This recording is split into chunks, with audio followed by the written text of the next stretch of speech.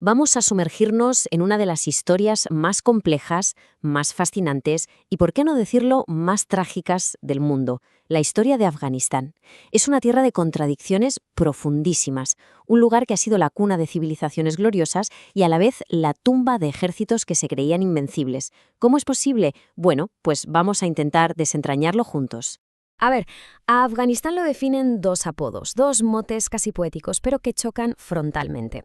Por un lado se le llama el corazón de la ruta de la seda. Imaginad eso, el centro neurálgico del comercio, la cultura, el intercambio mundial. Y por otro, el cementerio de imperios, el lugar donde los grandes sueños de conquista van a morir. Y ahí está la gran pregunta, ¿verdad? ¿Cómo es posible que un mismo territorio sea la cuna de la vida, del arte, del conocimiento, y al mismo tiempo el escenario de una resistencia tan brutal, tan feroz, tan destructiva? Esa es la paradoja, el gran misterio que vamos a intentar comprender hoy. Para empezar a entenderlo, tenemos que hacer un viaje en el tiempo. Y uno bien largo.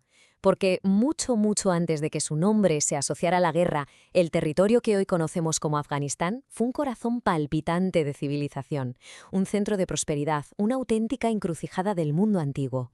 Mirad esta cronología, es que es una auténtica pasada. Estamos hablando de una sucesión de imperios gigantes que no solo conquistaron, sino que dejaron una huella imborrable. Los persas, los griegos con el mismísimo Alejandro Magno, imaginad, de esa mezcla nació el increíble reino greco-bactriano, donde la cultura griega y el budismo se fusionaron, y más tarde el imperio Kushan lo convirtió en un faro de arte para todo el mundo. Y la prueba física, la prueba tangible de toda esa riqueza, eran los Budas de Bamiyan. Esas estatuas majestuosas, que tristemente fueron destruidas, eran el símbolo perfecto de esa fusión cultural única, un testamento de piedra de un pasado artístico y religioso de una riqueza increíble, un faro de tolerancia en el corazón de Asia. Pero como en toda gran historia, la luz proyecta una sombra. Y esa misma posición estratégica que le trajo tanta riqueza, también atrajo a los conquistadores. Es aquí, en este punto, donde la historia da un giro y empieza a forjarse la leyenda más oscura de Afganistán. El territorio fue sacudido por auténticas olas de cambio. Primero, la llegada del Islam. Luego, la aniquilación casi total por parte de los mongoles de Gengis Khan. Y después, como un ave fénix, la reconstrucción de las cenizas bajo Tamerlán. Pero lo más importante es que de todo este caos acabaron surgiendo dinastías locales y finalmente en 1747 la unión de las tribus pastunes por Ahmad Shah Durrani, que es quien funda el estado que conocemos hoy, un nacimiento forjado literalmente en el fuego. Y entonces llegamos al siglo XIX, y con él a lo que se conoce como el Gran Juego. Que de juego os aseguro tenía poco. Era un ajedrez geopolítico a vida o muerte. Y Afganistán, por su pura geografía, se encontró en mitad del tablero, justo donde iban a chocar dos de los mayores imperios de la historia. Esta imagen es que lo dice todo, no puede ser más clara. Por el sur, el Imperio Británico, que se expandía desde la India. Por el norte, el Imperio Ruso, avanzando imparable por Asia Central. Y justo en medio, como un yunque entre dos martillos gigantescos, Afganistán.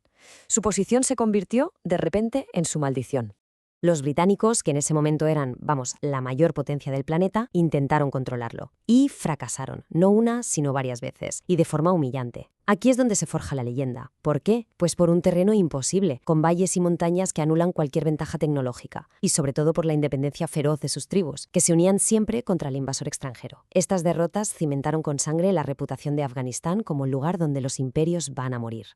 Pero ojo, que la historia afgana no es solo guerra y más guerra. Hubo un momento, un paréntesis de esperanza en pleno siglo XX, que nos mostró que otro futuro era posible. Una era de progreso y paz. Frágil, sí, pero muy real.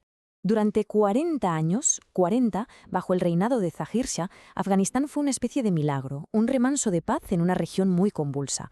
Se mantuvo neutral en los conflictos mundiales, se abrieron universidades a las que iban hombres y mujeres y el país empezó a modernizarse poco a poco.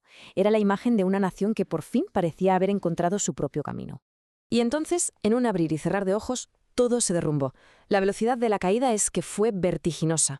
Un golpe de Estado en el 73 acaba con la monarquía, un golpe comunista en el 78 desata el caos, y en el 79, para sostener a ese régimen, la Unión Soviética invade. El sueño se había convertido en una pesadilla de la noche a la mañana. Con la invasión soviética, Afganistán entra de lleno en su era moderna de conflicto casi ininterrumpido, un ciclo de violencia que, de una forma u otra, llega hasta nuestros días. 10 años. Pensadlo bien.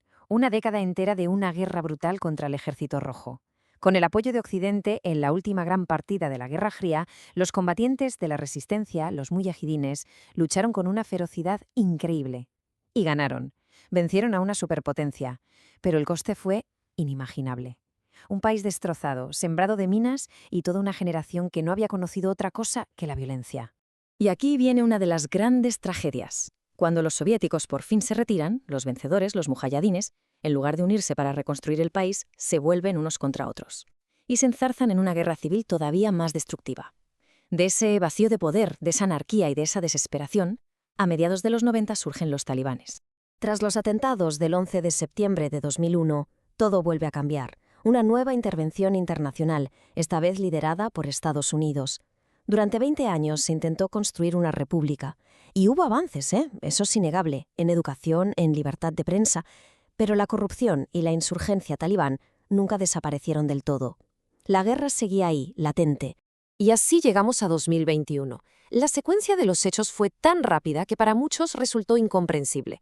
Las tropas internacionales se retiran, el gobierno afgano, que había sido sostenido durante 20 años, se desmorona en cuestión de semanas, y los talibanes entran en Kabul y retoman el poder.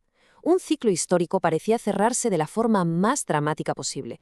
Y así, después de este viaje a través de su historia, volvemos al principio, a esa identidad dual de Afganistán. Ahora creo que podemos entender un poco mejor por qué este lugar es y siempre ha sido una encrucijada.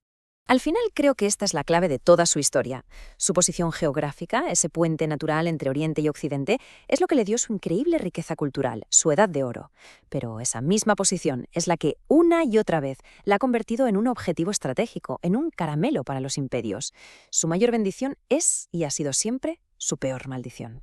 Y así, el país se encuentra una vez más en una encrucijada, con un pasado que pesa como una losa y un futuro completamente incierto.